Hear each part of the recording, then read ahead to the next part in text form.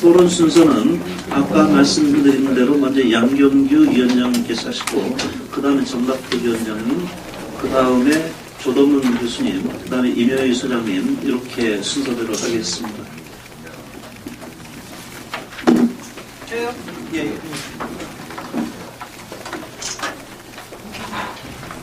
예, 양경규입니다.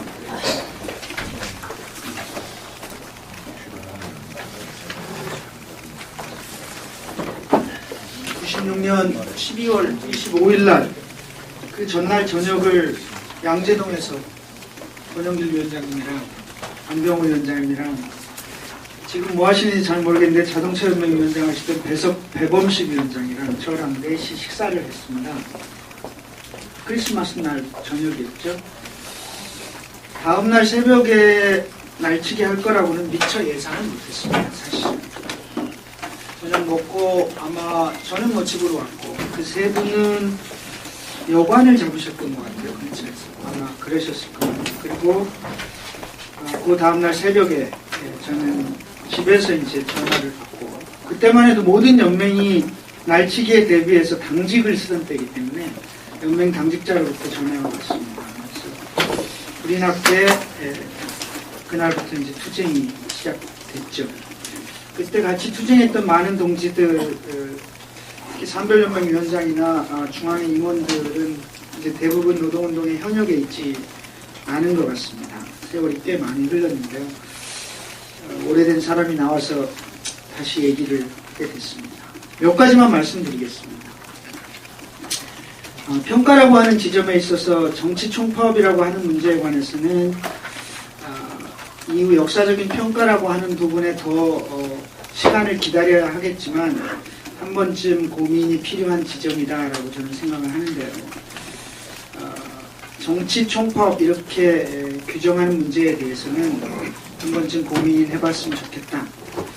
기본적으로 경제투쟁을 기반으로 해서 출발한 노동자 총파업이 정치 총파업으로 전환되려면 경제투쟁을 넘어서는 투쟁의제의 정치성이 확실하게 확보돼야 되는데 그런 지점이 과연 있었던가 하는 것이 한 가지 제가 고민하는 지점이고요.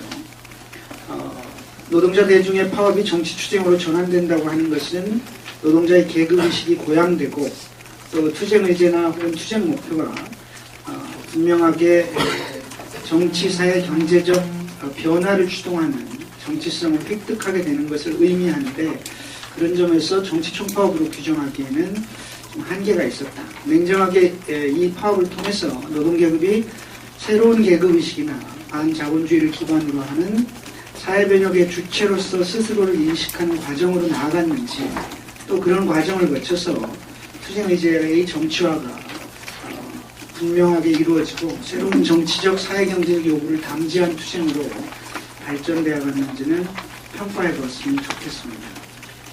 이런 평가를 굳이 해보는 이유는 당시 우리 민주노조운동, 당시 민주노총이 정치 총파업을 할 수 있는 조건이었냐 또 그렇게 규정할 만한 토대를 갖고 있었냐라고 하는 측면에서 의문이 있기 때문입니다. 당시 민주노총은 출범하면서 사회개혁투쟁을 가장 중요한 문제로 제기했는데요. 사회개혁투쟁은 논란이 많았습니다. 그 전부터 있었던 정부로부터 이어져 왔던 기본적인 현장투쟁의 계급성을 탈각시키는 건 아니냐라고 하는 우려가 있었는데요. 실질적으로는 사회개혁투쟁이라고 하는 것이 지금은 뭐 맨날 하는 것이 결국 사회개혁투쟁입니다만 당시는 현장투쟁은 매우 계급적이고 중앙의 사회개혁투쟁은 매우 개량적이다라고 하는 이런 비판들이 있었습니다.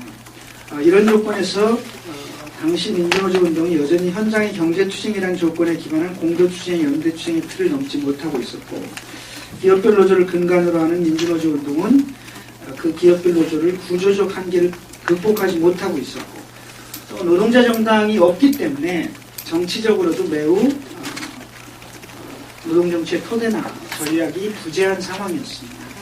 이런 조건 속에서 노동운동이 이 파업을 사회변혁운동으로 이끌어가는 새로운 정치 파업으로 가기에는 사실은 그런 토대를 갖고 있지 못했기 때문에 이렇게 규정하는 것은 다소 좀 무리가 있는 것이 아니냐 이런 판단입니다.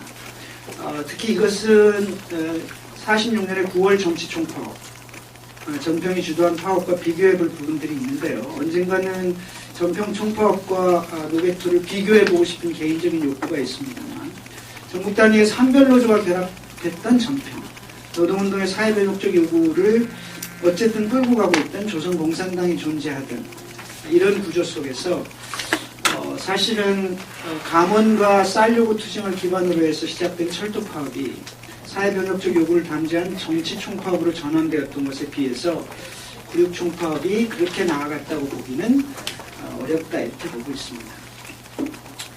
노동자 정치 세력화 문제를 많이 얘기하는데요. 노동자 정치 세력화는 9.6 총파업으로부터 비롯됐다라고 하는 평가들이 많고 9.6 총파업의 공을 돌리는 경우가 많은데 사실은 꼭 그런 것인가라고 하는 의문이 있습니다.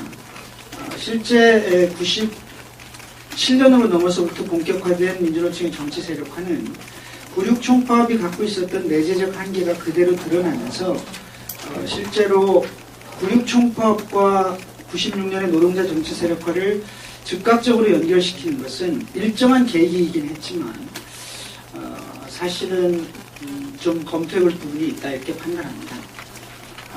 그런 이유는 아까도 얘기한 것처럼 9.6 총파업이 갖고 있었던 기본적인 한계, 노동계급의 계급의식, 정치의식의 확장이 실제로 이루어지느냐라고 하는 문제와 투쟁의제가 실제로 정치화가 돼서 사회변혁적 투쟁으로 나갔느냐라고 하는 측면에서 사실은 노동자의 정치 세력화가 이 9.6 총파업으로부터 시작됐다라고 하는 지점에 있어서 일정하게 한계가 있었다 이렇게 보여집니다.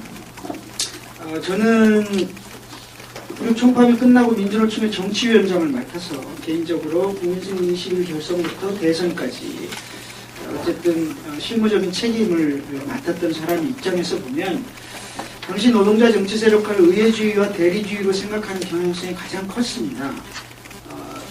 97년의 노동자 정치 세력화의 시작은 이는 96 총파업에서 느낀 정치의식이 노동자들의 대중투쟁에 입각한 정치투쟁, 정치 세력화, 정치적 의제를 앞세운 사회변혁투쟁으로 발전했다기보다는 의회 내의 정치적 역학관계에 근거한 특히 이 노동법이 국회 내에서 날치기 혹은 재상정 이후에 변화 없이 또 통과 이런 과정들을 거치면서 정치적 역학관계에 근거한 정치력과 교섭력으로 이해한 측면들이 매우 많았고 그 한계는 사실 노동자 정치 세력화를 하면서 항상 부딪히는 장벽이었습니다. 정치위원장으로서 그런 문제를 해소하는 것이 가장 어려웠던 시기였고요. 또 한 측면은 당시 다수의 활동가나 다수의 산별과 지역 대표자들이 민주노총의 정치 세력화에 대해서 대단히 소극적이었습니다. 시기상조론들이 있었고 여전히 현장 투쟁의 중요성을 계속해서 강조했고 사실은 노동운동이 대중적 정치적 투쟁으로 나가는 문제에 대해서 그리고 정치 세력화하는 문제에 대해서 비관적이었고 소극적이었습니다. 그래서 9.6 총파업을 거쳤지만 여전히 민주노조 운동이 머물고 있었던 당시의 이 전략, 전망, 토대라고 하는 조건에 비춰보면 국민승 21과 권영길 위원장의 대선 출마는 9.6 총파업을 통한 대중적 동요와 열정의 산물이라기보다는 운동의 새로운 지평을 열고자 했던 일부의 노력의 소산이었다라고 저는 사실 보고 있습니다. 그런 측면에서 정치 세력화가 온전히 9.6 총파업의 성과로 평가되는 것은 과도하다고 생각하고 노동자 정치 세력화는 다른 역사적 과정까지 포함하는 통시성 속에서 평가되기를 바라는 마음입니다. 저는 또 당시 투쟁과 관련해서 노사관계 개혁위원이었습니다. 말도 많았던 노사관계 개혁위원인데요. 96년 5월부터 시작된 노사관계 개혁위원으로 당시 금속의 부위원장을 하고 있었던 백순환 위원장과 제가 민주노총의 대표로 참여했었습니다. 저는 9.6 녹여에 있는 제도 개선 투쟁에 있어서 대정부 교섭의 전략과 전술이 어떠해야 할지를 보여주었다는 점에서 긍정적으로 평가하고 있습니다. 교섭에서의 효과적인 전술 전략이 총파업 투쟁에 어떻게 상관관계를 미칠 수 있고 그것이 대중의 투쟁 동력의 토대를 구축하는 데 어떤 역할을 발휘할 수 있는지에 대해서 좋은 전범을 제공했다라고 저는 보고 있습니다. 많은 논쟁들이 있었지만, 그리고 내부의 민주노총의 고민이 있었지만 민주노총이 노계위에 참여한 기본 방침은 분명합니다. 좀 길지만 읽어보겠습니다. 96년은 노동법 개정이 민주노총의 최대의 과제였습니다. 그러나 노사관계 개혁위원회를 통한 노동법 개정은 꿈같은 이야기이다. 노계위를 통해 무언가를 이룰 수 있다고 본다면 그것은 민주노조 운동에 돌이킬 수 없는 오류를 불러오게 될 것이다. 노계위 내에서 합의를 통한 노동법 개정을 상정한다는 것은 불가능한 일이다. 노동법 개정은 반드시 노동법 개정 투쟁이라는 대중투쟁을 통해서만이 가능하다는 것을 분명히 인식해야 할 것이다. 여러 가지 비판적인 의견이 존재하고 실제 우려스러운 점이 많은 상황에서 민주노총이 노계위에 참여를 결정한 것은 오직 노계위가 노동법 개정을 위한 대중투쟁의 유효한 공간이 될 수 있느냐의 판단에 따른 것이다. 즉 대중투쟁의 동력을 확보하기 위해서 또 노동계급의 문제를 넘어 사회적 의제로 확장하여 폭넓은 연대 전선을 구축하기 위해서이다. 노계위는 참여와 동시에 태각을 준비하는 공간이며 그 공간에서의 투쟁의 동력을 확보하는 물론 공세적인 의제를 통해 친노사관계 구성이라는 이데올로기를 차단해가는 노력을 해야 할 것이다. 이런 방침에 의해서 민주노총은 참여했다고 보고요. 그렇기 때문에 사실은 교섭구조에 매달리지 않았고 이 공간을 통해서 대중적 토대를, 대중적 투쟁을 어떻게 확보할 것인지를 가장 중요하게 보았습니다. 그래서 김태현 원장도 말씀하셨습니다만 합의 문제와 참여 문제가 다르다는 것을 실질적으로 확인해 준 경험이었다고 저는 개인적으로 생각합니다. 현재도 이런 문제가 계속되고 있는데 96 총파업에서 보였던 노계위에 대해서 민주노총이 가졌던 기본적인 기조가 정확하게 확인될 수 있다면 그리고 그 경험을 소중하게 확인할 수 있다면 사회적 대화기구 문제에 대해서 좀 더 풍부하고 생산적인 토론이 가능할 수 있다고 저는 생각하고 있습니다. 다만 노계위와 노사정위가 좀 다른 측면이 있다는 것은 부정하지 않습니다. 그러나 사회적으로 진행되고 있는 여러 가지 사안별 사회적 대화기구와 관련된 민주노총의 입장을 다시 한번 생각하게 하는 지점이라고 생각합니다. 저는 마지막으로 민주노총과 관련해서 아까 김유선 사회자께서 말씀을 하셨기 때문에 하나만 말씀을 드리겠습니다. 이 정리해고와 관련해서 사실 사회적 대화를 어렵게 한 것도 98년 노사정위에서의 트라우마가 있었다고 보면 96 노게트 총파업이 민주노조 운동에 또 하나 던져준 트라우마는 총파업이 아니면 투쟁이 아니라고 생각하는 경향성을 사실상 갖게 했다는 지점들입니다. 사실은 총파업은 어려운 겁니다. 그리고 어떤 순간에 어떻게 터질지 모르는 것이고요. 공세적으로 조직해서 총파업을 하려면 그건 대단히 어려운 일일 겁니다. 사실 민주노조 운동의 역사 또는 전편까지 포함해서 공세적인 총파업이 있었는가라고 생각해보면 없었다고 보입니다. 대부분 수세적인 파업이었거나 방어적인 총파업이었습니다. 그리고 실제로 그 총파업도 46년의 총파업과 96년의 총파업을 빼면 총파업이라고 규정할 수 있는 파업은 없습니다. 그걸 보면 총파업을 계속 얘기하는 것이 실제로 가능한 문제인지에 대한 고민이 필요합니다. 오히려 총력투쟁의 문제나 이런 문제들에 대해서 좀 폭넓게 열어야 되는데 9697이 던져준 이 총파업의 문제는 우리 노동운동의 발목을 잡은 측면이 있습니다. 이 문제에 대한 냉정한 평가가 좀 필요하고요. 올해 8월, 7월, 8월, 6월 이런 총파업 얘기들이 있는데요. 정세적 조건, 특히 상정하고 있는 게 공격적인 총파업인데요. 이게 현실적으로 가능하지 않으면 총파업에 매달리다가 오히려 다양한 투쟁 전술을 놓친, 물론 저도 그런 오류를 한몫했던 사람이구나. 지나보니 이런 측면들도 있었던 것이 아닌가라고 하는 고민이 솔직히 들고요. 이런 문제에 대해서 좀 열어놓고 깊이 토론하는 게 필요하다. 우리 김용년 위원장님 여기 계신데 진짜로 그런 부분들에 대한 고민들을 과거의 경험들을 있었던 사실로가 아니라 새롭게 받아들이는 고민으로 보시면 어떨까 이런 생각이 듭니다.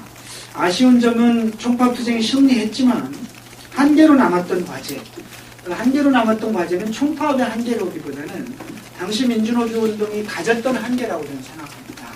그다음에 이 한계를 총파업 이후에 새로운 민주노조 운동의 전략과 전망으로 만들어내는 노력들을 못했다는 거죠. 정치 세력화의 문제도 그 전망 중에 하나였지만 그 외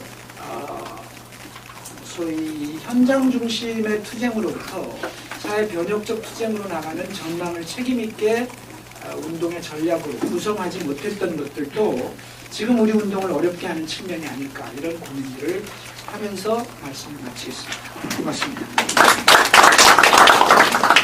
예, 다음은 정답도 그 양경규 위원장님하고 좀 제 의견 차이가 많이 좁아진 것 같아요. 우리도 힘 다 떨어졌는데 차이가 많이 났습니다. 고맙습니다. 그리고 저 권영길 위원장님 지금 그 의원 계시지만요. 위원장님하고 싸울 때 36분 동안 저한테 싸웠어요. 뭘 바꿔냈어요 도대체.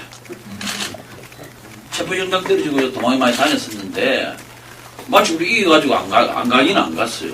그 조동문 교수님 옛날에 그 해외매국 되면 중국하고 파업하니까 또 와성사살위원장 모이고 또 싸웠어요. 10일간 부인이 총파업해서 또 구속됐어요. 뭘 했습니까? 물어보자고. 또 박수훈 지부에서 그러고 도망갔는데 FT 한미 FT처럼 중대 해가지고 해력해서 금속 노조 만든데 저는 반대했습니다. 15만이 모였으니까 조직 증거해야 된다. 지금 싸울 시기 아니다. 임단협을 통해서 충분히 그거 반대할 수 있다. 대연대에서 5시간 동안 버티다가 통과대가 싸웠습니다. 12만이 총파업했습니다. 그럼 뭐가 달라졌죠? 또 그 입밖에 아니에요. 그 다음부터 FTA 파업해라 다음에. 또 했습니다. 그 두 번째 구속됐어요. 할 때마다. 자, 저는 파업 맞는 길로 했기 때문에 민주노총 망했다고 생각합니다. 저 민주노총 망했다고 생각합니다. 파업만이 투쟁이냐? 여기 또 승리를 할 수 있었던 것은 국민과 함께하는 운동은 기초에 그렇죠. 수백만 보의 유인물을 뿌렸습니다. 다양한 방식으로 선언했습니다. 국민수를 파고드린 거죠. 이런 우호적 지지를 끌어내지 않나 저 역사를 변화시킬 수 없다고 생각합니다. 지금도 여전히 단위 사업장에서 뭐 고용 문제 뭐 다양한 방식에 의해서 싸움을 합니다. 시스템 변화 없으니까 싸움을 또 하더라고요. 자, 정리하고 A라는 사업장에서 그때 몇 년 싸워가지고 원리시켜놨어요. 또 다른 사업장에 또 일어나요. 시스템 변화 없으니까 안 되더라. 결국은 정치적인 문제더라. 그래서 민주노동당을 만드는 것을 굉장히 잘하는 행위다. 지금 민주노동당 만들어 놓고 보니까 제가 15만의 위원장을 했을 때 금속노조가 단 한마디 상의도 없어요. 자기들 깼어요. 본인 뭔지 지금처럼 잘 이해를 못합니다. 분당하고 여기도 또 엎친다 하네요. 나는 끌어들어서 이해할 수가 없어요. 그리고 현대장학회 위원장을 6대 8대 2번 했습니다. 중기투쟁 할 때마다 계속 때렸어요. 계속 했습니다. 수십 분에 걸쳐서 현대장학회 노동조합이 정기투쟁을 수행했습니다. 어떤 때는 1년에 12번, 13번 때렸습니다. 박익규 위원장 12번 했죠, 옛날에. 자, 조합원들 입장에서, 대중의 입장에서 어떻게 봐야 됩니까? 참담한 거죠. 자, 제가 지금 금속노조 내려갔는데 2년 6개월 지났습니다. 재판 진행 중에 민사업 2개, 형사 2개 진행 중에 있습니다. 여권도 발급해주지 않습니다. 개인적 모임입니다, 이게. 수많은 동지들이 싸웠고, 수많은 동지들이 수많은 투쟁을 통해서, 자, 민주노총이 그 인원이나 파악하고 있습니까? 싸움 끝나면 개별이 단위 사업장에서, 지역에서 책임진 문제로 넘어갔어요. 단위 사업장에서 큰 싸움 하고 나면은 그 휴일점이 몇 년씩 갑니다. 자, 옛날에 한국중공 굉장히 잘 싸웠죠. 여기 두산중공이죠. 망해버렸죠, 너무죠. 대우인프라코 잘 싸웠죠. 망해버렸죠. 과다한 투쟁이 지금 망했다고 생각합니다. 파업 안 하면 뭐 다 된 것처럼 파업 안 하면 의원이고 파업 안 하면 그건 민주가 아니고 이런 분위기가 있었죠.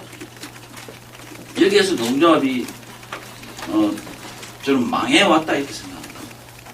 그럼 저는 회사하고 적당하게 진행해야 된다는 제 생각입니다. 회사하고 치열하게 싸운다고 해서 세상이 저는 바뀌지 않다고 생각합니다. 생산 품질 적당하게 해주고 대신에 노동조합을 잘 줘서 노동조합 정치적 활동 등등에 대해서 회사가 보장을 해주고 이 큰 힘이 남아가 출출 넘칠 때 이것이 연대의 힘으로 나가 정치적 투쟁의 힘으로 나아갈 수 있다고 생각합니다. 이것을 실현하지 못했다고 생각합니다. 여전히 이 문제부터 단위사업장에서 치열하게 회사하고 싸우면 그것이 계급적인 건가요? 나 그것이 경제주의고 그것이 비계급적 투쟁이라고 생각합니다. 그것을 우리는 20몇 년 동안 해온 거죠. 그리고 아마 민노총 위원장님이 계신데 대단히 죄송하지만 위원장님 뜻대로 될 게 하나도 없을 겁니다. 별로. 하나도 없다고 거짓말이 많이 없을 겁니다. 개파가 장악하고 있습니다. 민노총이 망한 가장 큰 원인은 개업적 이해보다는 개별 정파의 이해를 우선시했습니다. 개별 정파의 이해보다는 개인의 이익을 더 우선시했습니다. 그렇기 때문에 망한 거예요. 자, 여기 허용무 부위원장이 있고 여기 임명기 소장이 있는데 임명 소장님 진짜 순박하게 허심탄회하게 순수하게 운동하고 싶다 생각합니다. 저도 그렇게 생각합니다. 그렇게 생각합니다. 근데 왜 우리끼리 싸우죠? 우리 스스로에 대해서 내 스스로를 바라볼 때 객관적으로 바라볼 수 있는 시간이 필요하다고 생각합니다. 제가 요즘 조용히 있으면서 다 만나서 해보면 자기는 다 순수하게 운동 열정적으로 잘 해왔는데 다른 놈이 다 흔들고 다른 놈 보여서 안 됐대요. 서로 극하고 있어요. 그래서 돌아서서 개개인 활동가들이 내가 정말 객관적으로 모든 걸 내 스스로의 발언과 내 스스로의 주장에 대해서 이 객관성이 있는 것까지 하면 저는 진단이 필요하다고 생각합니다. 그리고 저는 개판은 필요하다고 생각합니다. 이를 통한 사상의 집결체 이것이 다른 사상과 대립하고 토론하고 타협하고 해가는 것이 저는 올바른 줄 생각합니다. 운동이라는 게 경험식 있는 것도 아니고 시대에 따라서 상황에 따라서 다양한 전술가 필요하기 때문에 근데 개파의 자정 능력이 저는 상실했다고 생각합니다. 옛날에는 최소한 초기에 운동할 때는 무슨 이야기하면 그건 운동원칙이 나지 않기 때문에 주장해서는 안 된다. 우리가 잘못한 거다. 등등의 개파를 정화할 수 있는 자주적 능력이 있었다고 생각합니다. 자기 개인에서 그런 게 있었다고 생각합니다. 지금 다 상실됐습니다. 그래서 민노총이 뭐 상임회의도 있을 거고 중집회의도 있을 거고 대의원대회도 있을 거고 산별대표도 회의지만 이 회의 속에서 진짜 조합원들의 의견과 지역의 의견과 연맹이나 산별의 의견 모아져가지고 그렇게 지켜주는 구조가 아닙니다. 개파에서 뒤에서 꼭 짜와가지고 짜면은 그거 안 되잖아요. 알잖아요, 우리가. 우리는 여기 있는 겁니다. 안 되는 게. 50여 명의 민주노총 상급 간부가 있습니다. 정말 몰래 목내놓고 올바르게 일하는 사람 몇 명 되는 건가? 저는 회의적으로 봅니다. 자, 새 지도부 보면 새 지도부의 이념과 새 지도부의 운동 방향에 대해서 큰 범위를 벗어나지 않는 한 도와주고 일을 해줘야 된다고 생각합니다. 아무리 위원장이 신의 건너고 아닌 위원장이 앉아서서 집행한다 하더라도 실무 영역으로 모든 것이 보좌되지 않으면 아무 일도 할 수 없는 구조입니다. 그럼 되냐요? 안 되잖아요. 개파 골반에서 결정한 상황 거기 날아가도 그건 지킵니다. 그래도 공동지에서 결정 상황 지켜집니까? 안 되잖아요. 민주노총 대의원대회 꼴통 세 사람만 마이크 잡고 흔들면 왜 됩니다. 한두 번 우리가 경험했습니까? 그럼 놓고 뭐 이야기한다고 토론한다고 되냐요? 그건 안 된다고 생각합니다. 이 거꾸로 해야 됩니다. 다 버리는 거 생각합니다.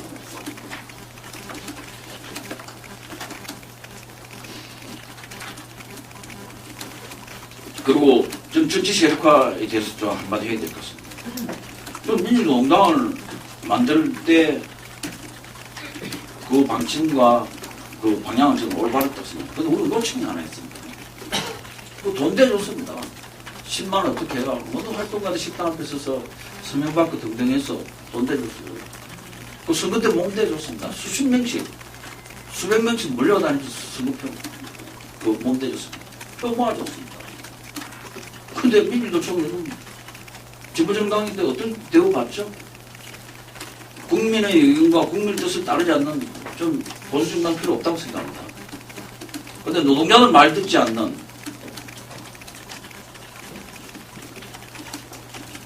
을 정당 필요 없다고 생각합니다. 왜 몸대줍니까? 현재 그렇잖아요.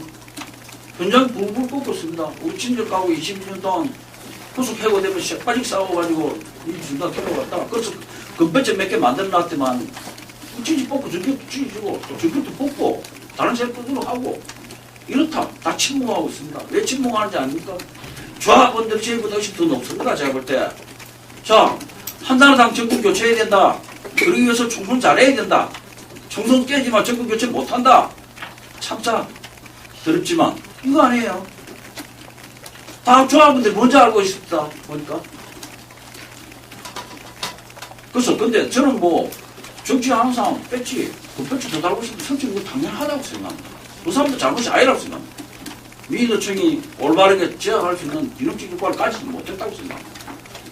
최소한 70% 정도의 공천권을 가지지 않은 진보정당 출신은 필요 없다고 생각합니다. 해답이 이거라는 생각이 듭니다. 제가 보니까. 그래서 이번 내연대에 앞두고 있지만 이번 내연대에서 위원장님 뭘 한 개 결정하시려고 개판날 겁니다. 그래서 대연대 해봤잖아요. 옛날에 양당 분리되고 나서. 배타적 지지박지 유지할 거냐 배기할 거냐 그렇지만 그건 부르습니다. 농장 회의가 안 됩니다. 그래서 대연대에서 그 만장일치를 통과한 게 있죠. 양당 통합시키자. 그래서 통합위원장 또 네가 뭐 멋대로서 네 해라. 그거 하다가 이게 끝나고 내려간 거. 해본 회의 안 됐다. 민주노총이 아마 그걸 날 거라고 저는 예측을 합니다. 이 문제에 대해 목숨 걸고 싸웁니다. 그래서 지금 모든 것을 유보해가면서 우리 내부에 보통 외국에도 지구정당이 깨지면 민주노총 깨지면 당연한 겁니다. 그래 왔습니다. 지금도 우리도 그래 왔어. 또. 그래서 좀 시간이 좀 묻는 것 같아요. 그래서 결국은 뭐 정치적인 문제라고 생각합니다.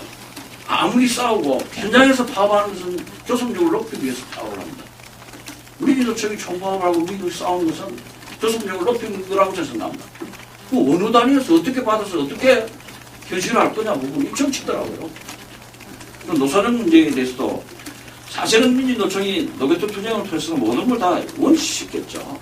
재벌위원장 떨어진 거 다 없었던 걸 하자. 돈 만드는 거 없어. 이런 게 있을 수 있고 있어. 수요 파업을 전화해가면 안 됐다면 그거는 난 그 주장할 필요 없다고 생각해요. 우리는 전목된 힘을 해가 다 싸웠다고 생각합니다. 제가 현장에 동력이 떨어져요. 중간에 휴일도 많았고 막 이랬습니다. 떨어져가지고 현충년 회의를 통해서 우리 전체 해가지고 올라가지고 민주노총 오니까 완전 TV에 한 번씩 기가 차더라고 우리는 보니까. 그래서 저희도 수요 파업 요구한 겁니다. 동력이 떨어지니까. 이건 전초적 후퇴가 있을 수밖에 없는 걸 저희도 주장했습니다. 그거. 현장의 주장이고 그걸 받아하면서 합니다. 그 어떠한 평가에서 보면은 수요 파업에서 조직이 아니라 이렇게 이야기하는데 저는 아무리 잘 싸우고 이 상황의 성과를 가져갈 수 없다고 생각합니다. 그래서 그런 논쟁이 있어 더 이상 필요 없다고 저는 생각합니다.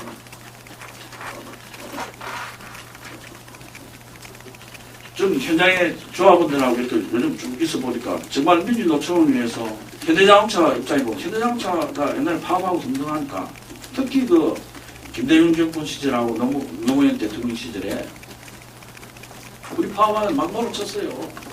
자 시민단체도 전부 다 권력을 하나씩 끼어차고 나갔습니다. 자기 정치성 던져버리고 진보적 시민단체도 재년은 끌어버립니다. 그러고 이명박 서니까 아무것도 안 되니까 우리 보고 싸우러 갑니다. 민노총 보고. 그때 싸운다고 난리 짓잖아요. 한겨레 신문마저도 어땠습니까? 조직이 이주익하고 뭐 배부른 뭐 농장하고 무기를 못 쳤습니다. 안 되니까 또 싸우러 갑니다. 말이 되는 소리냐고요. 그리고 현대자동차 노동조합이 자기들 배치하기 위해서 계속 싸워왔다. 현대자동차 노동조합만큼 정치적 투쟁에 민주주의 수준을 가장 성취 수행한 노동조합자는 없다고 생각합니다. 우리 스스로도 객관적으로 현실을 바라보고 있지 못하다. 그래서 개파 내에서나 자기 개인이나 조직 내에서 객관성을 가지기 위한 노력도 저는 필요하다고 생각합니다. 이야기 그만하겠습니다. 따뜻하겠습니다. 예, 그럼 다음엔 이어가지고 조동훈 교수입니다. 네, 반갑습니다. 정갑득 위원장님이 저를 잘 소개를 해주신 것 같아요. 가끔씩 이 밖에 있는 사람들이나 외부 사람들이 와서 이렇게 바람들을 잡는 것 같아요. 뭐가 필요하다, 뭐가 어떻다, 훈수들을 들고 있는데 오늘도 축구 모양이 비슷한 것 같습니다. 그래서 제가 발제문들을 보니까 그때 저는 그 당시 그 평가한 거를 보지 못해갖고 평가 안 하고 지나가는구나 했는데 오늘 그 발제문들을 보니 양쪽에 다 지적한 게 그때 그 마지막 한 방이 없었다. 그래서 조직력이 참 부족한 게 이게 정말 민주노총이 이래서 되겠느냐. 그래서 굉장히 안타까워하더라고요. 근데 그걸 지금 시점에서 보면은 야 그때만큼 싸우고도 한 방이 없었다고 하는 거는 그 이상의 조직력이 나올 수 있느냐. 지금 그때 상황이 되면은 어느 정도 싸울 수 있느냐. 어느 정도 동원할 수 있느냐. 진짜 싸움을 하긴 하려고 하겠는가 하는 것까지 이제 의심이 드는 거죠. 그래서 그렇게 보면은 두 분 발제문도 다 지적하는 게 현재의 그 민주노총의 상황은 위기다 하는 겁니다. 그 위기라는 얘기는 뭐 2000년대 중반부터 계속 이제 해왔던 얘기고 어떤 때는 위기가 아닌데도 위기인 것처럼 막 이렇게 위기의식을 조장하면은 그게 또 이제 장사가 되고 그러니까 또 그래서 이제 위기론을 얘기하는 사람도 있고 그랬는데 진짜 심각한 위기다라고 한 게 2005년, 6년에 이미 민주노총에서 그때 내부의 설문조사도 하고 그래서 확인을 하고 그런 바가 있습니다. 그런데 그 이후에 도대체 위기에 대한 논의도 더 이상 없는 것 같고 처방도 안 나오는 것 같고요. 그래서 어떻게 보면은 지금의 민주노총 상황은 위기의식 없는 위기 상황 아닌가 하는 그런 생각이 듭니다. 그래서 이 위기의식이 없는 거는 위기라고 얘기하면 이제 다 식상하고 야 그래 봐요 뭐 뻔한 얘기 아니냐 답 나온 것도 뻔하고 그 되겠냐 하는 그런 패배의 의식이 이제 다 자리 잡고 있는 것 아닌가 하는 그런 생각이 듭니다. 그래서 저는 이번에 보니까 정치 방침을 정하는 게 이제 논란이 있을 것 같다. 그래서 아래에서부터 이제 현장에서부터 좀 논의를 해와라 하는 걸 이제 주문을 한 것 같습니다. 그러면 왜 이런 주문을 2005년 6년부터 지금까지 거의 10년 가까이 지금 돼가고 있는데 위기로 나오는 시점이 그러면은 민주노조 운동의 위기가 뭐다 진단하는 것 내부에서도 이제 할 수가 있습니다. 그래서 그걸 보여주고 이런 과제가 있다. 어떻게 하면 이걸 돌파할 수 있겠느냐 하는 걸 왜 현장에서부터 논의를 시작을 못했을까? 왜 늘 민주노총에서 토론회 하면은 외부 있는 사람, 내부 있는 사람 와갖고 주로 이제 얼굴이 알려진 사람들이 나와서 얘기하는데 저도 사실 그렇습니다.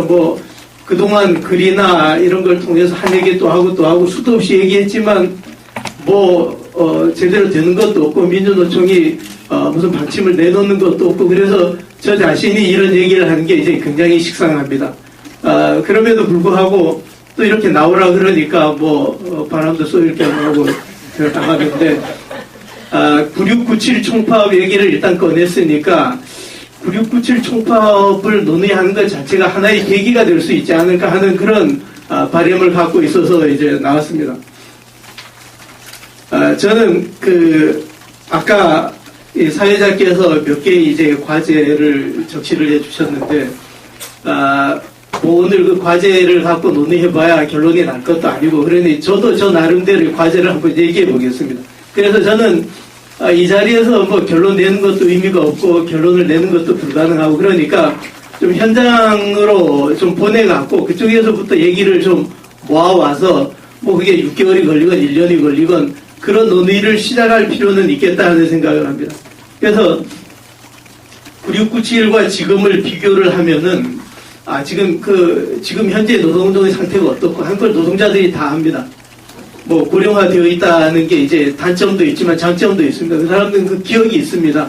그래서 그런 논의를 할 수도 있고 또 그 꿈을 지필 수도 있는 거고 그래서 그렇게 비교를 해보면은 현재의 상황이 어떻다. 그러면 그 원인에 대한 분석도 현장에서도 할 수가 있고 그러면 민주노조 운동의 과제가 뭔지 그리고 그걸 극복하기 위한 실천 방향이 뭔지 하는 것도 거기서 답이 나올 수도 있을 거라고 생각합니다. 그러면 지금까지 저 같은 사람들이 한 얘기는 수도 없이 많이 했고 여기저기 다 나와 있고 그래서 그거 갖다 보면 되는 거고 그렇게 해서 다시 한번 실천을 위한 그런 논의가 시작이 되고 그리고 민주노총 위원장이 직접 현장에서부터 논의를 했더니 이러이러한 제안이 나왔다. 우리가 금년 예컨대 2002년, 2013년에 그 사업 방향을 얘기를 할 때 우리는 금년 이렇게 이런 활동 기조를 세워서 실천을 하는데 이게 향후 5년, 10년간 민주노조 운동의 활동 기조가 될 거다. 그 중에 금년은 뭘 하겠다. 이런 식의 발표를 민주노총 위원장이 하시고 우리 같은 사람이 와서 토론도 하고 그러는 게 좀 좋지 않을까 싶습니다. 9697 총파업하고 지금을 비교하면 저는 이제 그때 지역에서부터 그때 집회할 때는 지역에서 이제 사전 집회를 합니다. 다 동네 노조들이 나와서 집회를 하고 나면 그 다음 2차로 여의도 광장에 집회를 합니다. 또 여의도 광장에 집회를 해서 집회를 하고 나면 마무리 집회도 하고 그럴 때 이제 그때 기아자동차가 물론 수도권에서 굉장히 이제 열심히 했고 현대자동차도 이제 열심히 싸우고 그랬는데 그때하고 지금을 비교하면은 아까 발제에서도 그런 얘기 나왔는데 지난번 그 현대자동차 비정규 노조의 25일 그 투쟁에 대해서 민주노총이 연대 파업을 하지 않았다는 지적을 하셨는데 현대자동차 노조도 이제 정규직 노조도 그런 투쟁을 하지 않았습니다. 그러면 그 현대자동차 노동조합이 보여주는 모습이 지금의 모습과 9697의 모습과는 이제 너무 다른 거죠. 이게 우리 노조 운동의 변화를 이제 보여주는 것 같습니다. 거기에는 첫째는 민주노조 운동의 조직 역량, 동원 역량인 것 같습니다. 이 부분에 대해서는 발제문에서도 이제 잘 지적이 됐는 것 같고 그렇게 열심히 그때 투쟁했는데도 그거밖에 못 얻었는데 지금은 외적 조건이 더 좋아진 것 같지는 않습니다. 근데 물론 다른 총파업 이외의 다른 전략 전술도 많이 있을 수 있겠지만 어쨌든 조직력 동원 역량에서 보면은 그때와는 비교가 안 된다. 그리고 둘째는 현장 권력을 보면은 자본에게 완전히 넘어갔습니다. 그때 저는 지역에서 어떤 노조, 지역에 노조라고 해봐야 저 부천 지역이었는데 큰 노조가 400명, 300~400명 된 노조입니다. 그런 노조들하고 이제 가깝게 계속 드나들면서 인터뷰도 하고 지켜보고 같이 이제 집회도 가고 연습하는데 그런 작은 노조가 20일 동안 매일 파업 투쟁을 하고 그러는데 그때 그 파업 투쟁이 자본이 무슨 침탈을 한다거나 정부가 공권력이 침탈을 한다거나 이래서 중단되거나 그렇게 좌절되지 않았다는 거죠.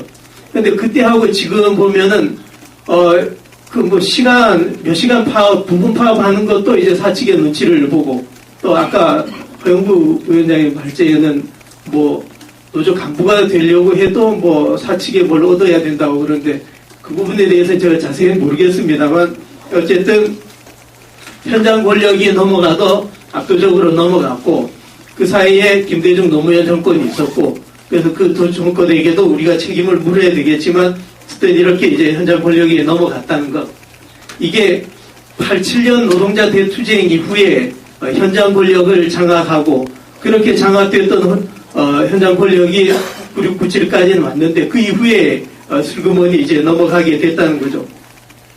그래서 그런 부분에 대한 그 현장 권력이 넘어간 그것도 이제 하나의 과제가 됐고 세 번째는 민주노조 운동의 계급 대표성 얘기는 이제 좀 하고 싶은데 전노협 때만 해도 전노협이 단위원장님도 계시지만 그렇게 큰 규모의 조직이 아니었습니다. 그런데 그때 전노협은 대한민국 전체 노동계급을 대변하고 있었고 다들 전노협이 투쟁하면 그런 투쟁이라고 생각을 했고 일반 시민들도 전노협은 전체 노동계급을 대변한다고 이제 믿었습니다. 그렇게 신뢰를 줬고 그게 9697의 민주노총이 출범하게 되는 힘이 됐고 또 민주노총도 9697 총파업 때는 전체 노동계급을 위한 투쟁하는 조직이라고 그렇게 이제 시민들에게 각인되어 있었고요.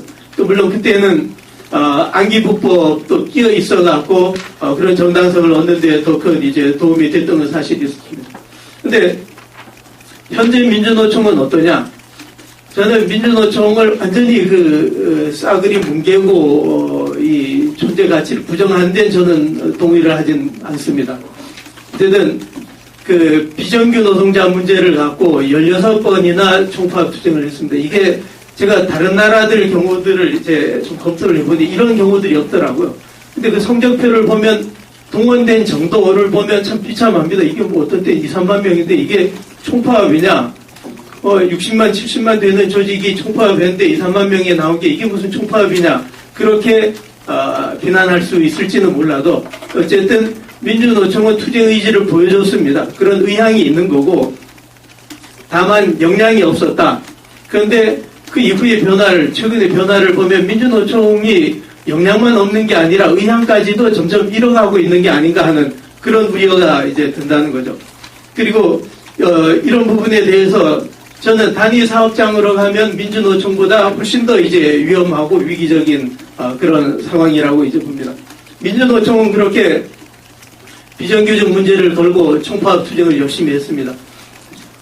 단위 사업장으로 가면은 예컨대 이제 뭐 현대자동차 예를 들자면 어쨌든 상징적이고 제일 힘센 노조니까 예를 들어보겠습니다. 현대자동차 노동조합이 비정규직 권리입법 투쟁을 할 때는 결합을 합니다. 열심히 싸우고 현대자동차 노동조합이 투쟁에 참여를 하면은 이게 완성차 투쟁이 되고 그럼 금속노조 총파업이 되고 이게 민주노총의 총파업 투쟁의 모양새를 이제 갖춰줍니다. 그런데 현대자동차 노조가 단위 사업장 문제로 가면은 전혀 그 비정규직 권리입법 투쟁에서 그 핵심적인 역할, 중심적인 역할을 했던 그런 모습을 찾기가 어렵습니다. 원활정 연대회의가 93년, 94년에 이제 가동하기 시작했는데 그게 운영되는 걸 보면은 그때 굉장히 이제 뭐 강한 발언을 하면서 당선된 좀 그 초민주적인 그런 정파가 이제 지도부를 장악했는데 그 지도부에서조차도 그걸 못했던 거죠. 정반대로 나가고 그러면서 비정규직들의 불신만 굉장히 쌓게 되고 그런 것들이 이제 크게 변화가 되지 않았다는 거죠. 그래서 그 네 번째 얘기를 하자면은 아까 그 정갑득 위원장님이 노개투 사용을 얘기를 하면서 국민적 지지의 중요성을 말씀을 하셨는데 저도 이 점에 대해서는 수차 강조를 했고 소위 노조가 너무 동원의 논리에 매몰되어 있었고 설득의 논리는 일반 시민을 향해서도 그런 의도 별로 없었고 노조원들을 향해서도 그게 부족했었다 이렇게 보는 거죠. 선전이지 교육이 아니었고 교육이었지 설득에는 못 미쳤다는 거였죠. 저는 민주노조 운동이 국민적 유상이 떨어진 것, 대국민 지지도라든가 정당성을 인정받지 못하고 또 도덕적 지도력을 이제 부인당하고 하는 것들이 이게 앞에 민주노조 운동의 계급 대표성과 밀접하게 연관이 되어 있다고 봅니다. 시민들 눈에는 군사 독재 정권 시대에 민주노조들이 투쟁할 때는 노동계급의 이해관계뿐만이 아니라 전체 시민들을 위한 투쟁으로 봤습니다. 실제 민주노조 운동과 진보진영이 민중진영이 열심히 싸워갖고 시민단체들이 활동할 공간이 생겼고 그래서 시민단체들이 이제 클 수 있었던 그런 부분도 다시 있었던 거죠. 그런데 현재는 그렇게 노동계급 전체를 위해서 투쟁을 한다거나 아니면 사회 전체를 위해서 투쟁하는 조직으로 보질 않습니다. 특수한 이해관계. 그런데 흔히 얘기하는 게 대기업 정규직의 이해관계를 대변한다는 거죠. 여기에는 물론 보수적인 언론이 일정한 역할을 했고 그리고 김대중 노무현 정권이 반신자유주의 투쟁을 하는 민주노조원들을 어떻게든 고립을 시키려고 하다 보니까 그런 것들이 일정한 효과를 이제 발휘한 측면이 있습니다. 그러나 아까 전에 말씀드렸듯이 그 전체 노동계급을 대변하지 못하고 특정한 이해관계에 매몰되는 그런 것들이 경험적 근거가 전혀 없는 게 아니라는 거죠. 그런 부분에 대해서는 좀 각성해야 되고 뭐 시간이 많이 간다고 사인을 보내시려고 하는 것 같은데 정리를 하도록 하겠습니다. 그래서 계급 대표성 문제부터 보면은 진짜 계급을 대표하는 투쟁도 하고 또 뭐 총파업뿐만이 아니라 다양한 방식으로 전체 노동계급의 이해관계를 대변하는 방식이 있을 겁니다. 뭐 참여도 하고 그럴 수가 있고 아까 스페인 얘기가 나왔는데 제가 스페인에 가서 작년에 이제 몇 달 있어 봤는데 한편으로는 노사장 협의가 결렬이 돼갖고 총파업을 합니다. 근데 다른 한편으로는 또 다른 테이블을 갖고 다른 문제를 갖고 또 협의를 하더라고요. 그래서 그렇게 너무 총파업에만 매몰되고 총파업이 아니면 아무것도 아닌 이런 것들은 좀 벗어날 필요가 있지 않느냐. 그래서 민주노총이 존재감이 없는 게 총파업을 안 해서 그렇다기보다는 꼭 해야 될 총파업은 하고 제대로 하고 또 다른 형태의 투쟁도 하고 또 그 투쟁이 아닌 방식도 뭐 충분히 유연하게 활용할 수 있겠다는 생각이 듭니다. 근데 그렇게 해서 할 수 있는 게 거창한 것만을 요구하는 게 아니라 예컨대 실업보험 제도를 확충하는 거, 이건 국민적 지지를 얻기도 쉽고 그 적용률을 높이고 그 소득 대체율을 높이고 하는 것, 이거는 국민적 지지를 받기도 상대적으로 쉬운 겁니다. 그리고 비정규직 노동자들의 이해관계에도 봉사를 합니다. 그러니 전체 노동계급 이해관계를 대변하는 거고, 그리고 정규직과 비정규직 사이에 이해관계가 갈등, 모순, 대립되는 그 구도를, 그 구조적 조건을 해소할 수가 있습니다. 상당 정도. 그래서 정규직이 비정규직을 고용보장의 완충제로 활용하고 또 그런 여건을 사측이 악용을 해서 정규직 노조, 특히 뭐 어용적인 그런 정파와 담합 구도를 형성하는 그런 걸 이제 차단할 수 있겠다는 거죠. 그리고 둘째, 정파 문제는 뭐 아까 그 정갑도 위원장님이 잘 지적을 하셨는데 뭐 개별 정파 이해관계가 계급적 이해관계에 앞서고 개파에서 결정하면 잘 따르는데 공조직에서 결정하면 잘 안 따른다. 그런데 이런 문제에 대해서 저는 김태현 실장님이 정파명부 비례대표제를 제시를 하셨는데 사실 이거는 제가 민주노동당 시절에도 얘기를 했고 진보신당 때도 얘기를 했고 뭐 대통합 과정, 논의 과정에서도 이런 제안을 했습니다. 그런데 저는 당에 이런 제도를 도입하는 거하고 대중조직인 민주노총 노조에 도입하는 건 전 좀 다르다고 봅니다.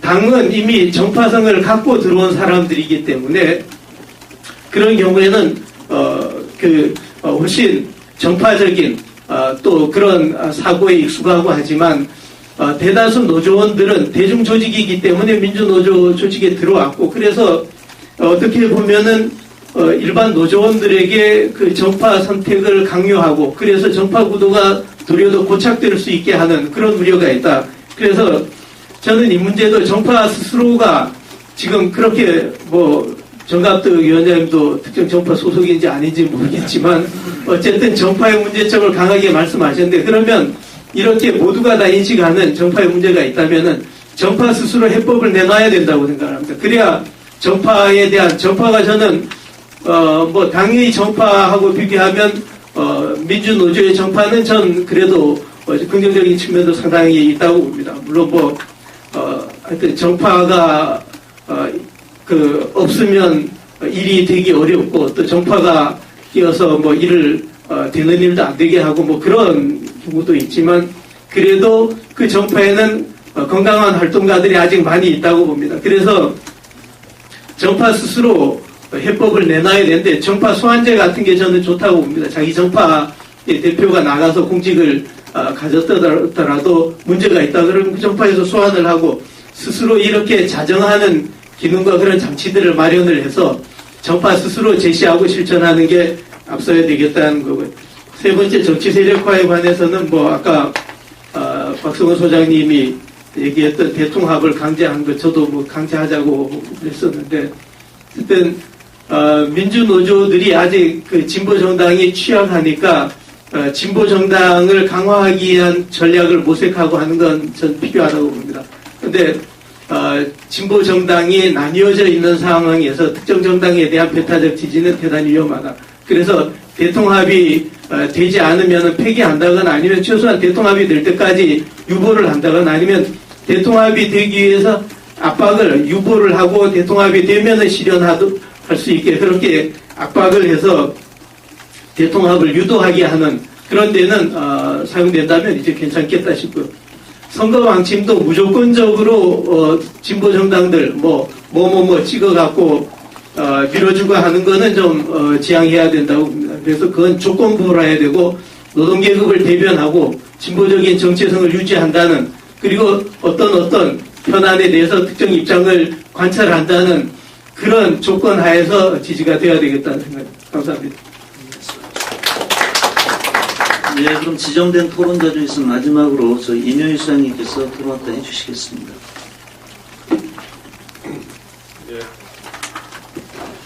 예, 반갑습니다. 임영일입니다. 이 앞에 말씀들을 다 하셔가지고 반복해서 얘기할 필요가 없는 거 빼고 나니까 얘기할 게 별로 없어요. 다 말씀하신 것 같아서. 그래서 그냥 느낌 정도로 제가 조금 말씀드리고 그렇습니다. 우선은 이제 9697 총파업에 대한 평가 작업이 좀 돼야 되겠죠. 지금 제대로 평가가 아직 안 되고 있습니다. 농사적으로도 중요한 맥락인데 제대로 평가가 안 되고 있다라고 하는. 그래서 이런 토론을 계기로 해서 좀 본격적인 아까 허영고 위원장님은 전평하고도 비교해보고 싶다 이런 양경규 위원장님 그러셨나요? 그런 방식으로든지 다양한 방식으로 좀 정리하고 평가하는 게 필요할 것 같다는 생각은 하고 있습니다. 그 당시에 저는 제가 있던 데가 마산이었으니까요. 마산 창원 지역이었으니까 중앙에서 진행되는 상황을 구체적으로 제가 접할 수는 없었죠. 지역에서 이제 이 총파업 과정에서 노동자들이 참여하고 하는 과정을 제가 쭉 지켜보고 그때 제 기억으로 난생 처음으로 마산역에 한 10,000여 명 모였던 것 같은데요. 노동자들이 창원공단에서부터 그 파업하고 대여를 갖춰서 집결한 게 마산역까지 그 거리가 꽤 됩니다. 그래서 쭉 가두 행진을 해가지고 한 10,000여 명 모였던 것으로 기억이 되는데 저도 그때 민교육 교수들이 같이 결합하고 했으니까요. 그 대표로 올라가서 이야기도 한마디 해야 되는 상황도 그렇게 벌어졌던 기억이 납니다. 근데 제 느낌으로는 그 당시에 그 파업이 그렇게 강도 높게 장기간 지속적으로 파업이 진행됐던 거를 중앙에서는 어떻게 보실지 모르겠는데 지역에서 제가 보면서 받은 느낌은 그 당시에 파업 대열에 참여해서 지속적으로 파업을 끌고 가는 그 중간 간부들도 물론 있었고 현장 간부들이 있었고 거기에 이제 같이 참여한 그 조합원들이 있었는데 제 느낌으로는 그 이후에 그런 사례를 보기가 참 힘들 정도로 제 느낌은 아래로부터의 조합원들의 자발적 참여의 열기 같은 게 있었습니다. 그렇지 않고는 그 참 힘든 거였거든요. 대투쟁 이후에 마산 창원에서도 그런 상황은 처음 벌어졌던 거니까요. 근데 그게 이제 두 가지가 맞물려 있었겠죠. 하나는 위에 중앙에서부터 이렇게 이 파업을 아까 얘기가 다 나왔습니다. 체계적으로 준비하고 조직하고 하는 이런 말을 듣는 중앙의 지도라고 하는 게 있었고 그 다음에 대중들이 이제 그 지도 속에서 각종 그 경험도 하고 자료 교육도 받고 홍보 이런 것도 충분히 대중들한테도 전달이 되고 하는 상황에서 전체적으로 돌아가는 상황을 일반 조합원들도 어느 정도 충분히 상황을 파악하고 있었던 그런 조건들이죠. 그러면서 아래로부터의 대중들의 그 뭐라 그럴까요? 참여의 열기라든지 혹은 그거보다는 뭐 소박하게 표현하면 민자당 진영삼 정권에 대한 그 분노 같은 거 이런 것들이 아주 구체적으로 느껴졌었단 말이죠. 그래서 제 느낌으로는 다른 여러 가지 뭐 이야기는 다 나왔습니다. 근데 이게 제가 경험한 단위 사업장에서 진행되거나 이런 그 경제 투쟁을 중심으로 한 파업의 경우가 아닌 이런 그 사회적 정치적 의미를 가지는 파업의 사례 중에서는 제 느낌으로는 거의 유일하게 위로부터의 체계적인 지도와 아래로부터의 적극적인 분노, 참여 이게 결합된 총파업이었다라고 하는 점에서는 높이 평가될 필요가 있다는 생각은 여전히 듭니다. 그리고 앞으로도 이거는 우리 그 파업 투쟁을 조직하는 데 있어서 하나의 전범이 돼야 된다고 생각을 해요. 아까 민주노총 뭐 총파업을 남발한다 이런 이야기도 참 많이 했는데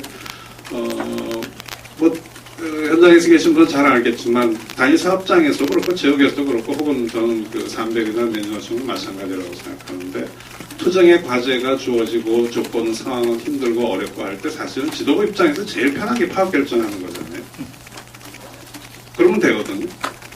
근데 이제 이 9697년 이 총파업은 굉장히 그 결과까지 미리 상당 정도 예측하면서 그 체계적으로 준비하고 홍보하고 교육하고 여론전도 해가면서 했던 파업이었다라고 하는 점에서는 파업의 그 하나의 전범으로 그래서 교훈으로 전범으로 남길 필요는 충분히 있다 이런 생각입니다. 정치 파업의 성격이 있느냐 없느냐라고 하는 말씀을 양경규 의원님한테 저는 정치 파업의 성격이 충분하다고 생각해요. 왜냐하면 정치 파업이라고 하는 게 무슨 그 변혁적인 혹은 사회 변혁적인 정치적인 요구를 내걸고는 더 주도적으로 참 파업을 조직했냐 아니냐 저는 그 기준으로 얘기할 수 있는 건 아니라고 생각하기 때문에 그거보다는 이제 대중들의 경제적인 그것뿐만 아니라 대중들이 사실 경제적인 이해관계는 집착하는 존재는 아니거든요. 그들이 가지고 있는 어떤 정치적인 그 소박한 것일 수도 있겠으면 정치적인 판단들이 있습니다. 뭐 잘못된 것과 틀린 것에 대한 그 구분 분별을 할 수 있고 분노도 있습니다. 그게 이제 말하자면 제대로 된 지도력하고 어떻게 결합이 돼서 무엇을 목표로 어디로 나갔느냐의 그 총 결과가 정치 파업이냐 아니냐 저는 그렇게 생각을 하는데 이건 정치 파업의 성격을 분명히 가지고 있었습니다. 그다음에 마지막 한 방이 있었느냐 없었느냐는 얘기도 저는 중요하지 않은 게 왜냐하면 이 파업이 더 맞은 결과에 있어서도 나중에 이제 동력이 떨어졌다 이런 얘기하지만 결과에 있어서도 더 나은 결과로 갈 가능성이 저는 있었다고 봅니다만 그게 안 됐던 가장 중요한 이유는 다른 것보다는 이 파업의 연장선상에서 김영삼 정부 자체가 바로 무력화되고 안보 사태가 터지고 하면서 경제 위기 국면으로 바로 들어가고 있었던 거거든요. 근데 따라 아시겠죠? 이 파업의 뒤끝이 뭐냐면 IMF였단 말이에요. 그리고 이 파업으로 가는 과정에서 한국에서는 IMF가 아직 본격적으로 터지기 이전에 아시아 각국에서 먼저 터져서 이게 확산되고 있는 상황이 진행이 되고 있었거든요. 따라서 단순히 이게 뭐 그 당시에 노동자들의 정치의식까지 아직은 충분히 이게 안 돼서 투쟁이 이렇게 됐다 결과에 이렇게 평가하는 건 좀 조금 시간대를 좀 더 놓고 평가할 필요가 있다라고 하는 생각도 하게 됩니다. 제가 좀 관심을 가졌던 것만 한두 가지 말씀을 드리고 마무리하겠습니다. 될 수 있는 대로 빨리. 우선은 안기부법 계약하고 노동법 계약을 세트로 묶어서 날치기로 통과시킨 당시의 지배층 내지는 총자본의 도대체 의도가 뭐였느냐라고 하는 걸 좀 정확하게 볼 필요가 있을 것 같아요. 노동적 입장에서는 안기부법에 대해서는 사실은 요새 별로 얘기를 안 합니다. 그런데 그때 안기부법은 구체적으로 계약 내용이 아주 그 법안 내용이 간단한 거였거든요. 국가보안법상의 고무, 찬양, 그 불고지에 대해서 안기부가 수사권을 다시 갖게 한자 이거였습니다. 그게 94년에 폐지됐던 거거든요. 안기부 수사권을 제한하면서 민간에 대한 수사권을 제한하면서 국가보안상의 고무, 찬양, 불고지제에 대한 수사권도 없애버렸습니다. 근데 잘 아시다시피 민주화가 되면서 참 할 일이 없어지고 있는 안기부 입장에서는 제일 일거리가 많은 게 국가보안 고무, 찬양, 불고지제 수사입니다. 그건 지금까지 계속되고 있잖아요. 정치 상황에 따라서 깔아앉았다 올라갔다 하면서. 그래서 이거는 당시에 안기부 입장에서는 굉장히 중요한 이해관계가 걸린 거, 안기부 조직 유지를 위해서 이해관계가 걸렸던 거고 김현상 정부가 이거를 밀어붙였던 거지요. 근데 이거는 그 당시에 어디하고 싸움이 벌어지고 있었냐면은 기억이 되시는지 모르겠습니다. 이거는 전초전이 한겨레 신문하고 벌어지고 있었습니다. 이거를 집요하게 그 배경을 백그라운드를 보도한 게 한겨레 신문이었고 그래서 안기부에서 한겨레 신문에 대한 그때 동아조선 사태 이후 처음으로 한겨레 광고 압박까지 하고 있었던 상황이었습니다. 그러니까 이게 그 노동운동이 파업으로 우리는 노동운동 쪽에서는 그 노동법 계약 문제가 이제 핵심으로 걸려 있는 것이었는데 이 파업에 대해서 광범위한 시민사회 중에 종교계 학계 다 포함해서 광범위한 지지가 났던 중요한 배경 중에 하나는 안기부법 문제가 그 밑에 있었습니다. 그런데 그거를 그때 시민사회 운동이 안기부법을 가지고 주도적으로 싸울 수 있는 역량이 안 됐거나 준비도 안 돼 있는 상태에서 노동운동에 이걸 치고 나가서 두 개를 묶어서 무효화시키는 투쟁을 처음에 전개했던 것이죠. 그 점을 좀 봐야 될 것 같아요. 그래서 예를 들어 노동운동이 자기의 의제를 가지고 총파업을 하는데 거기에 정말 관심을 가지고 전폭적으로 지지한다, 성명도 발표해주고 뭐도 하고 이거 이렇게 하는 게 쉬운 게 아니라는 건 다 잘 아실 겁니다. 그러니까 이 당시의 상황에서는 이 두 개가 세트로 묶여 있었다라고 하는 게 굉장히 중요한 역할을 했다라고 하는 건데, 그럼 이 두 개를 묶어서 도대체 총잡을이 뭘 하려고 했던 것이냐라고 하는 건데, 그건 아까 사실은 허영구 위원장이 큰 부분에 대해서는 말씀을 해주신 겁니다. 저는 이렇게 보는데, 하나는 안경법은 일단 그렇다 치더라도 물론 그건 민주주의 문제와 관련이 되어 있습니다만은 그 당시 노동법의 내용을 보면은 거기도 여러 가지 조항이 걸려 있습니다만 하나는 저거죠. 노동시장 유연하지, 신자유주의 노동정책입니다. 그 다음에 그게 이제 사실은 노동법 계약 중에서도 현장 노동자들의 현장 간부들이 제일 신경이 고쳐져 있던 게 바로 이 부분이었습니다. 이건 정리해고제, 변형근로시간제 이거였거든요. 근데 그 노동법 계약 중에 다른 조항들을 보면 어떤 것들이냐면 지금 입장에서 가만히 들여다보면 노사관계를 자본우위적으로 개편하고자 하는 내용들입니다. 현장 노사관계를. 그리고 그거는 사실은 그 이전부터 우리나라 정경련을 위한 총자본이 지속적으로 해왔던 것이거든요. 그래서 이게 이제 저는 그렇게 표현을 하는데, 이거를 그 당시에 지금은 그런 말들을 자본 쪽에도 별로 안 하지만 그 당시까지만 하더라도 90년대 쭉 거치면서 자본이 많이 얘기해왔던 거는 일본식 기업별 노조 플러스 노사협조주의의 노사관계에 대한 아주 간절한 자본 측의 바램과 집요한 추구가 있었습니다. 이 틀을 이제 노동법 개정 속에서 관철시키려고 했던 것이다, 저는 그렇게 봅니다.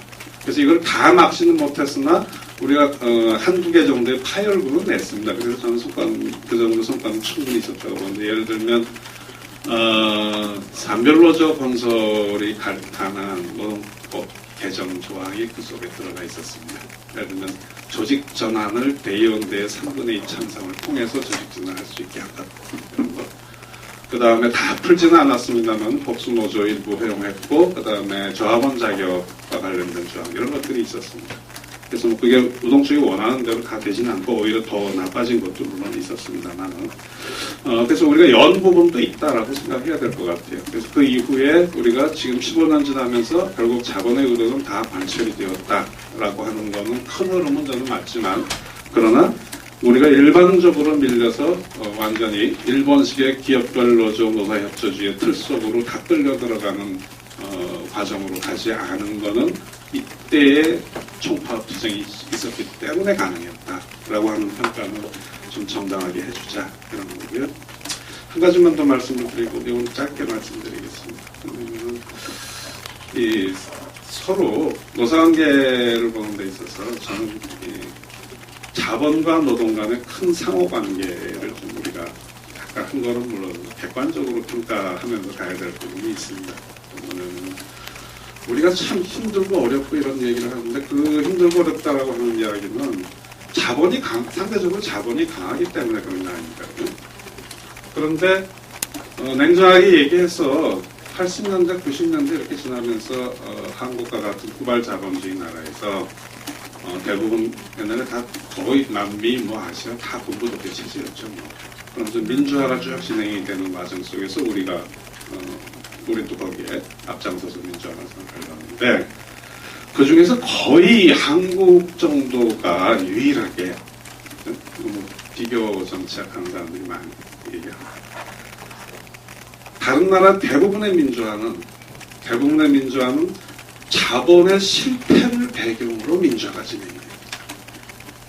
그런데 한국만이 유일하게 실패한 자본이 아니에요. 우리가 이건 인정해야 됩니다.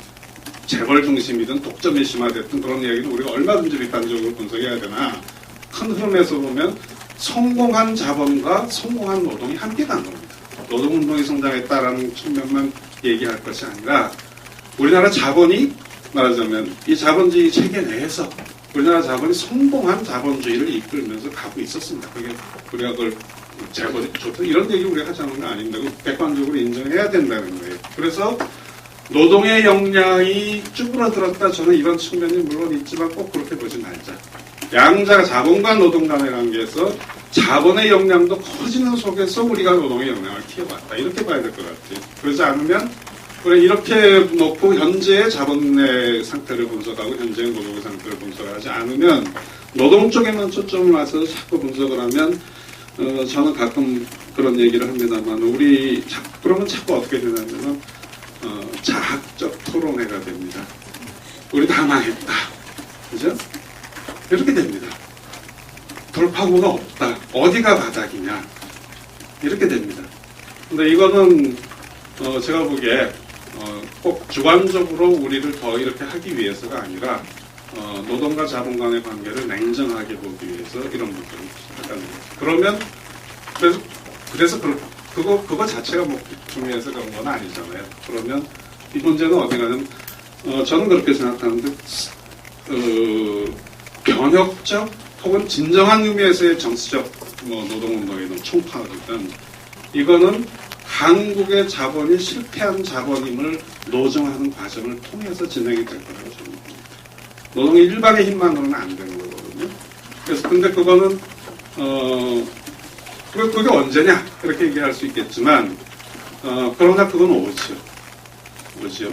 그래도 97년에 사실은 그게 왔는데 97년에 우리가 그 계기를 노동이 잡지를 못했던 게 있었던 거고 아마 또 오지 않겠느냐 이런 생각입니다. 그래서 이거를 제 생각은 그걸 점치는 게 중요한 게 아니고 노동의 입장에서 노동 자체의 역량, 노동 자체의 현재의 조건을 놓고 과거와 비교를 해서 옛날에는 이렇게 했는데 지금 이 토론을 하는 것도 물론 중요해서 우리가 반성의 지점을 찾아야 되겠으나 우리가 자본에 대한 엄정한 객관적 분석, 자본주의의 흐름에 대한 분석.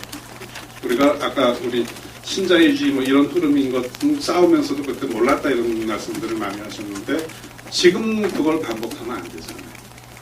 지금 세계 자본주의 위기가 불균형하게 진행되는데 이 다음 국면을 우리가 어떻게 파악해야 되고 이 다음에 한국 자본주의의 흐름이 어떻게 될 것이라고 봐야 돼. 그 속에서 자본은 어떻게 움직일 것이고 노동은 어떤 준비를 해야 될 것인가라고 하는 분석으로까지 나아갔으면 좋겠다. 이상입니다. 네, 이제 지정된 발표와 토론자의 토론까지가 다 끝났습니다. 조금 더 2시도 했는데 벌써 한 5시가 됐는데요. 그래서 일단 지금까지 나온 이야기가 많고 하기 때문에 두 발제자께서 지금까지 나온 토론과 결과에서 간단하게 좀 말씀을 해주시고 그 다음에 플로어 계신 분들 다들 뭐 한마디 아니라 뭐 몇 시간씩도 이야기하실 분들이니까 저기 플로어에서도 이야기하실 분들 좀 나름대로 좀 준비한테 해주시기 바랍니다. 글쎄요, 처음에는 6시에만 행사를 한다고 그래서 요즘 4시간 토론회 이런 게 잘 없거든요. 만약 그렇게 했다 그러면 거의 남아있지가 않고 토론 발제자만 남는 경우도 있는데 지금 보니까 이제 토론이 시작해도 지금 이제 발제 정도 끝난 정도 해도 괜찮겠다는 생각이 들 정도로 긴장감이 좀 생겼는데 고민이네요. 사실 아까 인영 교수님 이제 그 자본의 문제 얘기하셨는데 저는 그동안에 교육을 다니면서도 노동운동이 뭐냐 참 어렵잖아요. 노동부의 철학이 선출하는데 저는 이제 이 자본운동에 대응하는 운동이 노동운동이다. 그렇게도 이제 나름대로 정리를 하고 있습니다.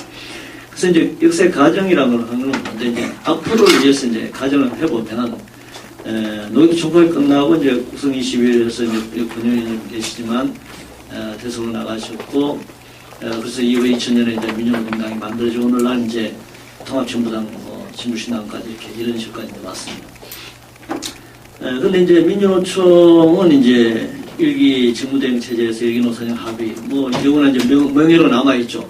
정력을 합의한 이제 민주노총, 비례의 체제, 그 다음에 이기집행부를 지나면서 이제 많은 우여곡절을 겪어와서 오늘까지 와 있습니다. 그럼 우리가 이제 가정을 해봤을 때, 지금 한국의 자본시장 개방이 된 해가 20년이 됩니다. 올해 1월 달이에요. 어떤 의미에서 자본시장이 개방됐다고 보냐면은, 금융 쪽에서는, 금융수요 쪽에서는, IMF 외환위기는 97년 말에 와가지고 98년부터는 신자유주의 본격화가 됐지만, 노태 정권 마지막 해인 1992년 1월 달에 우리나라 주식과 채권 시장이 외국인이 소유할 수 있는 것을 처음 열은 것이 92년입니다. 그러니까 올해가 딱 20주년이죠. 그때는 뭐 아주 미미했으니까 별로 그게 무슨 어떤 의미를 갖는지, 그러니까 우리가 법과 제도에 관해서 굉장히 둔감했던 점이 있었죠. 그건 뭐 5개 T 정도잖아요. 그건 미미했죠. 그래서 IMF 이게 93년도 OECD가 이거를 이제 IMF가 한국 정부, 김영삼 정부 OECD 가입을 강제를 합니다. 강제를 하고 또 내부적인 또 요구도 있었죠. 이제 신자유주의 이제 공세가 이제 그런 거죠. 그래서 그 경제가 거덜난 이유가 97년 거덜난 이유가 사실 이제 개방화가 진행되면서 그렇게 됐는데, 만약에 97년에 노베트 총파업을 끝나고 그런 그 자본의 신자유주의 공세 변화되는 정세에 우리가 대응해서 민요총 일기집행부가 예를 들자면 이 신자유주의에 저항하는 소위 말하면 IMF 체제를 거부하고 오늘 유럽에서의 총파업이 긴축 정책을 반대하는 거지 않습니까?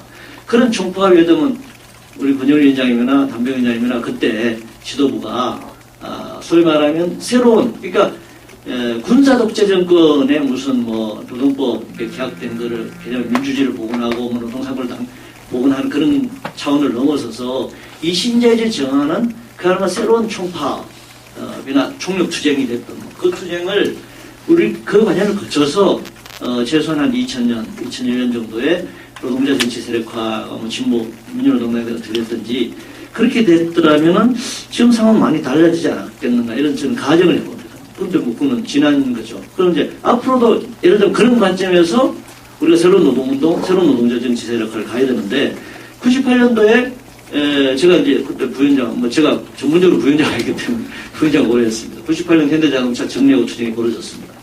그러니까 금속연맹 위원장이 문성희 위원장이 파견돼 있었고 제가 민주총 부위원장 담당 부위원장으로서 현대자동차에 파업 사업에 파견됐습니다. 그때 아마 저것도 이제 꿀떡에 전 위원장인데 꿀떡에 3명이 올라가 계셨을 때를 기억을 하는데 제가 그 안에서 일주일 동안 있었습니다.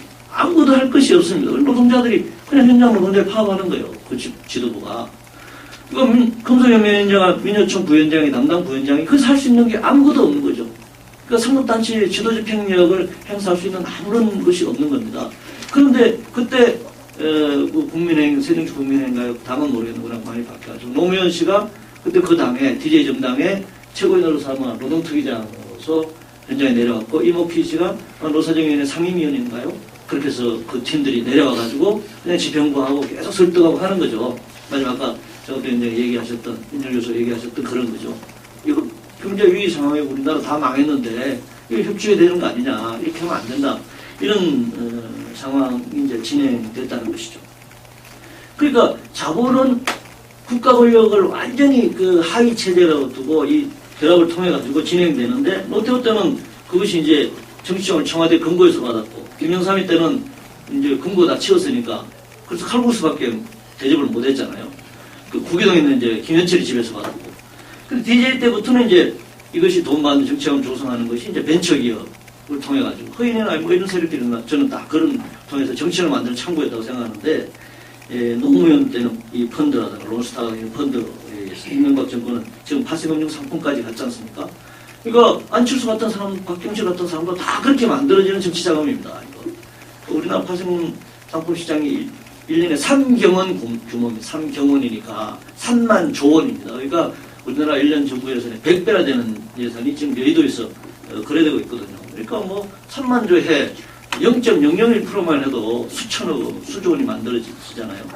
그럼 이런 것이 국가 권력을 결탁해가지고 계속 쭉 가는데 정권이 뭐 민주통합당 바뀌면 안 만들 것 같습니까? 저는 아까 이 박성수 소장님이 딱 토론해야 이게 이제 오늘 맞짱을 좀 뜨고 싶은데 정말 심각한 발제를 하고 저는 가셨다고 생각합니다. 그래서 저는 민주총 조합원이 뭐 지금 조합 임금이 얼마나 되는지 뭐 잘 모르겠습니다. 80만이라고 하는데 70만을 가정하고 연봉 4천만 원이면은 28조 원의 임금을 갖고 있습니다.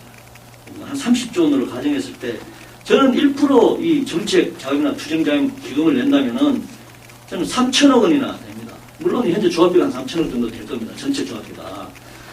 그러니까 이게 지금 자본과 권력 견태가지고 노동운동을 요리하고 완전 체진화 시키고 탄압해 나가는 이 어마어마한 자금들이 그럼 론스타 같은 경우에 뭐 5조 원 남기고 가는 거지 않습니까? 그게 론스타의 해외 자금이 아닙니다. 거기에 검은 머리 이제 미국인이 있는 건데 여기서 들어온 자금에 국내 정치 자금이 거의 있는 겁니다. 우리가 집요하게 저 투자방센터 운동 8년 동안 하면서 그건 펀드는 알아내기가 참 어려운 거거든요. 자가성 펀드 3천억이 조성됐지만 자가성 씨가 이거 누가 투자했다 얘기합니까? 안 하잖아요. 다 하고 있는 거죠.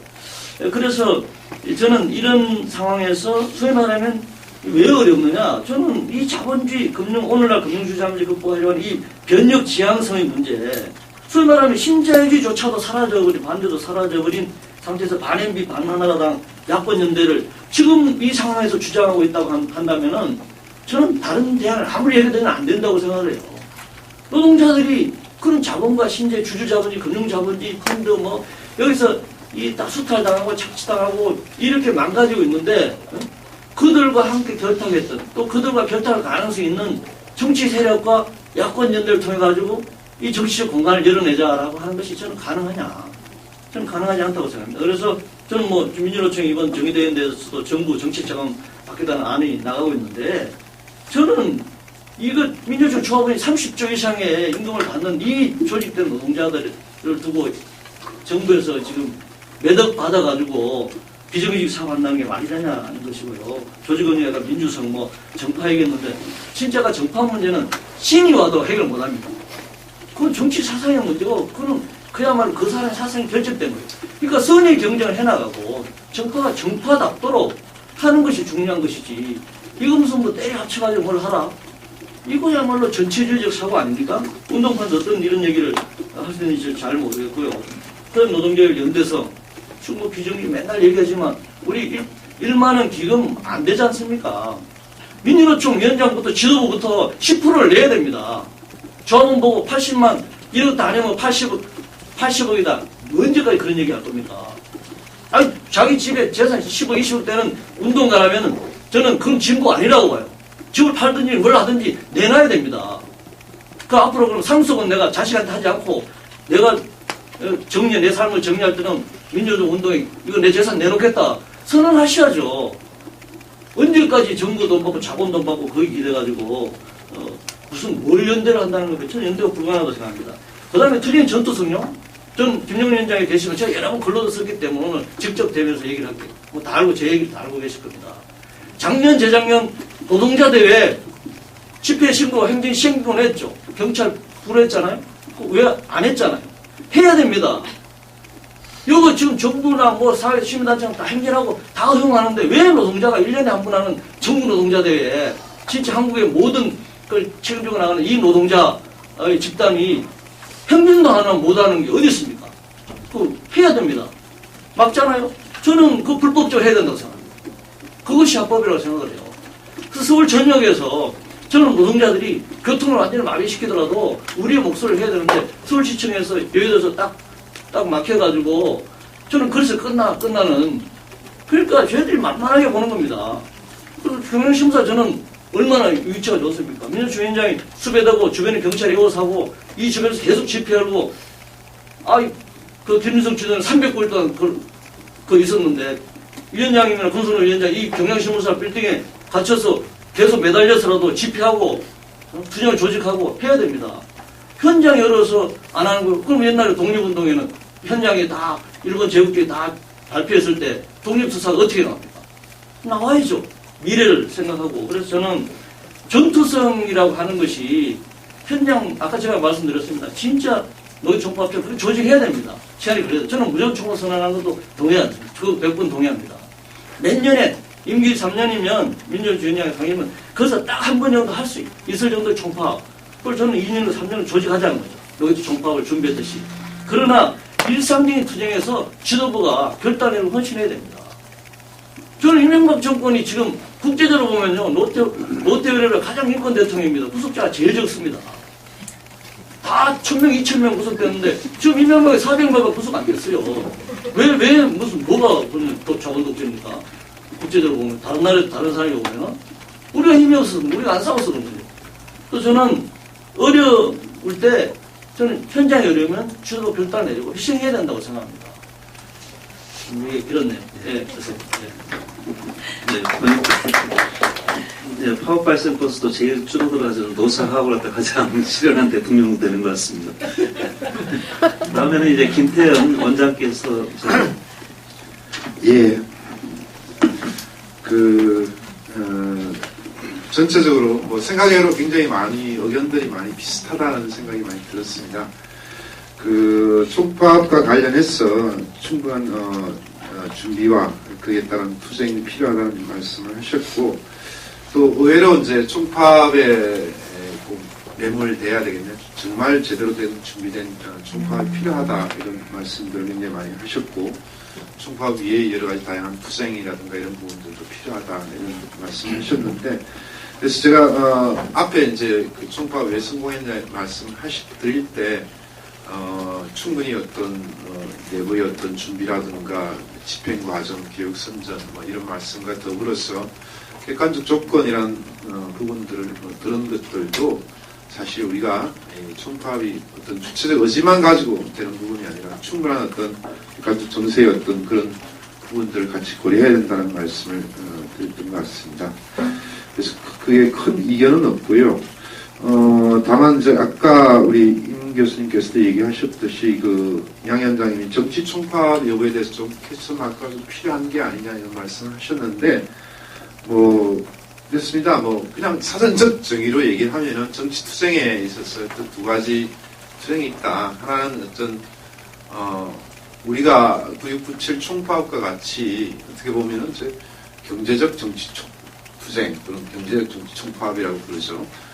투쟁의 성격은 정권을 대상으로 한 정치 투쟁이지만 실질적인 내용을 보면은 어떤 정권을 바꾸거나 이런 변혁적 투쟁이라기보다는 어떤 노동자들의 어떤 노동 조건과 이 노사관계의 중요한 부분과 관련된 투쟁이기 때문에 경제적 정치 총파업이라고도 얘기를 많이 합니다. 그러나 그것이 정치 파업이 아니다 이렇게는 얘기하지 않죠. 그래서 그런 의미에서 그때 당시의 어떤 정치 총파업과 정치 투쟁의 어떤 성격이 말씀하신 대로 사회변혁적 내용까지 가졌느냐 이런 측면에서 얘기한다면은 그런 한계가 있었다는 부분들에 대해서는 동의를 하겠지만 정치 총파업이 아니다 이렇게 얘기할 수는 없는 것 같습니다. 또 이제 여러분들이 말씀하신 게 현재의 어떤 민주노총의 어떤 한계 이런 말씀 굉장히 많이 하시고 특히 이제 우리 조 교수님 같은 경우에는 이제 설득의 논리라든가 현재 어떤 절동력, 치약, 현장 권력이 지금 굉장히 자본의 경우는 다 동의를 드립니다. 그리고 이제 또 하나 이제 여러 가지 말씀하신 것 중에 현재의 어떤 민주노총의 계급 대표성 그것이 과거 때하고 달라진 부분들을 어떻게 극복할 거냐. 저는 이게 과거에 예를 들어서 9697 이전에 우리가 민주노총이랑 전노협대의 투쟁이라 그러면 사실은 대부분 내용들이 경제 투쟁이지만 국민적 호응을 받았고 계급적 대표성을 가졌습니다. 근데 지금 비정규직이 확산된 지금의 상황에서는 그러한 어떤 우리 투쟁이 계급 대표성을 가지는 투쟁을 하기에 호응 기제가 지금 없어진 거죠. 그러면 그걸 어떻게 새롭게 정말 현재 어떤 노동자의 투쟁, 민주노총의 투쟁이 국민적 지지, 또 우리 노동자 내의 대표성과 또 조직화를 확대하는 계기가 되는 투쟁을 만들어낼 건가, 이게 가장 다 같이 좀 그런 부분들을 찾아내고 할 수 있는 계기들을 만들어내는 게 중요한 게 아니냐 이렇게 생각합니다. 지금 우리 최저임금 투쟁이라든가 또 미비 조직화 투쟁이라든가 이런 부분들도 사실 그런 내용들의 저는 단초라고 보이지고 이런 것들의 어떤 실질적인 모범적인 내용들을 채워나가는 것이 그것이 중요하겠다 이런 말씀을 드리겠습니다. 정파 문제와 관련 여러 말씀들 많이 하셨는데 어쨌든 해결은 정파를 해소할 수 있는 건 아닌 것 같아요. 해소한다고 하자고 다른 사람이 주장한다고 해소되는 건 아니고 그런 의미에서 저는 이 현재의 어떤 민주노총의 선거 기제라든가 이런 것들을 바꾼다든가 바꾸지 않다 하더라도 정말 뭐 객관적으로 드러나는 득표라든가 이 지지율에 맞게 좀 민주노총의 임원 구조든 뭐 실장단 구조든 이런 부분들이 돼야지만이 좀 정말 민주노총 중앙에서부터 밑에까지 충분하게 좀 다양한 의견들과 이런 부분들이 좀 공존하면서 이 화합될 수 있는 내용들을 좀 대안들을 또 타협안들을 만들어내갈 수 있는 게 아닌가. 그래야지만이 민주노총이 실질적인 어떤 그 전체 노동자 계급의 대표성과 대중성을 가질 수 있는 게 아니냐. 또 그 속에서 또 대안들이 서로 제살 깎아먹는 식이 아니고 진짜 각자 좀 제대로 된 대안을 실천하는 과정에서 이 경쟁하는 구도로 만들어가는 부분들을 만들어내는 부분들이 필요하다 이런 생각을 가지고 있습니다. 그 다음에 뭐 정치 세력화와 관련해서도 오늘 뭐 나오신 분들이 대부분 말씀하시는 것들도 비슷한 것 같습니다. 어쨌든 민주노총이 뭐 진보 정치를 향한 정치 세력화의 길을 포기해서는 안 된다는 부분을 다 동의하시는 것 같고 또 이 다양한 어떤 정책 입장들을 뭔가 모아내고 단결하고 통일시키는 부분들의 어떤 주도력을 민주노총이 행사해야 되는 게 아니냐 이런 말씀하셨고 제일 먼저 하셨지만 우리 그 박수훈 대표께서는 이번 선거에 진짜 민주노총이 용한 노동법 개정 특히 이 비정규직 개정을 중심으로 해서 민주노총의 의제를 가지고 좀 이 각 당을 좀 강제하고 그런 부분들을 만들어내갔으면 좋겠다 이런 말씀을 드렸고 민주노총이 올해 아마 저기 투쟁의 기조나 이런 부분들도 좀 거기에 맞춰 있다. 다만 현재 어떤 정치세력과 정치방출에 관련된 이런 논란들이 아직도 정리되지 않은 부분들이 있다는 말씀을 드리겠습니다. 그리고 뭐 나머지 분들은 참 다 대충 핵심적인 정도는 얘기했고요. 혹시 또 시간이 있으면 다시 얘기하겠습니다. 네, 그러면 이제 발제자까지 일정하게 부분적으로 좀 답변까지 다 했는데요. 플로우에서 저기 말씀 좀 들었으면 합니다.